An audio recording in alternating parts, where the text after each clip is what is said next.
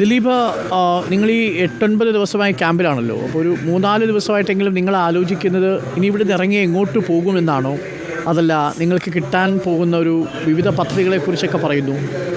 എന്താണ് യഥാർത്ഥത്തിൽ നിങ്ങൾ ഈ ക്യാമ്പിനുള്ളിലുള്ളവർ സംസാരിച്ചിട്ടുണ്ടാവുമല്ലോ, നിങ്ങളുടെ ആശങ്കകൾ പരസ്പരം പങ്കുവച്ചിട്ടുണ്ടാവുമല്ലോ. അവിടെയുള്ളവരൊക്കെ എന്താണ് പ്രധാനമായും പറയുന്നത് ദിലീപിനോടും, അതേപോലെ ദിലീപ് അവരോടും ഒക്കെ സൂചിപ്പിക്കുന്നത് എന്താണ്? നിങ്ങളുടെ ഉള്ളിലുള്ള ഇപ്പോഴത്തെ ഒരു ഏറ്റവും പ്രധാനപ്പെട്ട ഒരു ആശങ്കയും ടെൻഷനും എന്താണ് ദിലീപ്?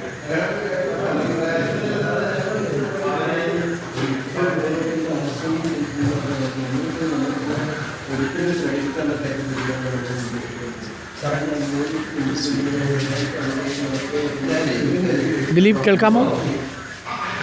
അപ്പോൾ അവരുടെ കേൾക്കാം. അവരുടെ വിദ്യാഭ്യാസം എനിക്ക് നോക്കണം, അവരെ നല്ലൊരു നിലയിലെത്തിക്കണം എന്നാണ് എൻ്റെ ആഗ്രഹം.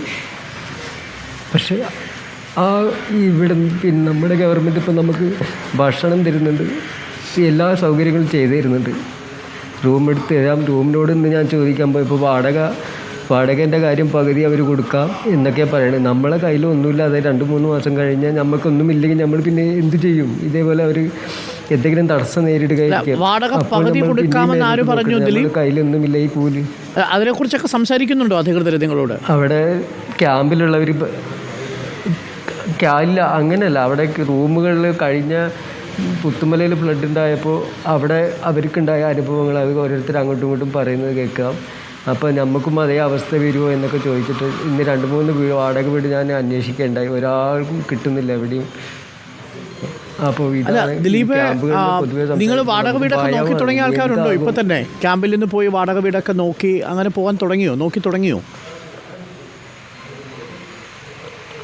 ഒരുപാട് ആൾ പോയി. വീട് പൂർണ്ണമായും പോയവർ കുറേ പേര് അവിടെ ഉണ്ട്. പക്ഷേ ഈ പോയവരൊക്കെ പറയുന്നത് കേട്ടിട്ട് നമുക്ക് എന്താ ചെയ്യുക, ഇനി എങ്ങോട്ട് എന്താണ് ചെയ്യാന്നുള്ളൊരു മാർഗമില്ലാതെ അല്പസമയത്തിനുള്ളിൽ ഞങ്ങൾക്കൊപ്പം മിനിസ്റ്റർ മുഹമ്മദ് റിയാസ് ചേരും. ഈ വിഷയം തീർച്ചയായും ഞാൻ മിനിസ്റ്റർ മുഹമ്മദ് റിയാസിനോടിൻ്റെ മുന്നിൽ അവതരിപ്പിക്കാം.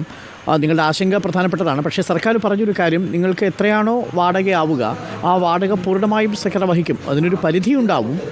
ഞങ്ങളടക്കം നിങ്ങൾക്ക് വേണ്ടിയുള്ള വാടക വീടിൻ്റെ അന്വേഷണത്തിലാണ്. ഇതിനകം റിപ്പോർട്ടറിനോട് തന്നെ 28 പേര് വാടക വീട് നൽകാം എന്ന് സമ്മതിച്ചു കഴിഞ്ഞു. 3000-ഓ 5000-ഓ ഒക്കെ ഉള്ളൂ. സർക്കാരിൻ്റെ നിശ്ചയിച്ച വാടകയ്ക്കുള്ളിൽ നിന്നുകൊണ്ട് തന്നെ അവർ വീട് നൽകും.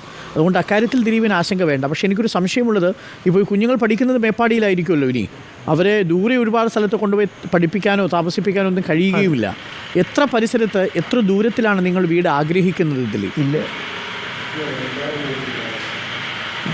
സാറേ, എൻ്റെ ചെറിയ മക്കളാണ്. അവർക്ക് ഒരുപാട് ലോങ് പോയിട്ട് അങ്ങനെ പഠിപ്പിക്കാൻ പറ്റില്ല. അവരുടേതായ കാര്യങ്ങൾ നോക്കാനുള്ള പ്രാപ്തി അവർക്കായിട്ടില്ല.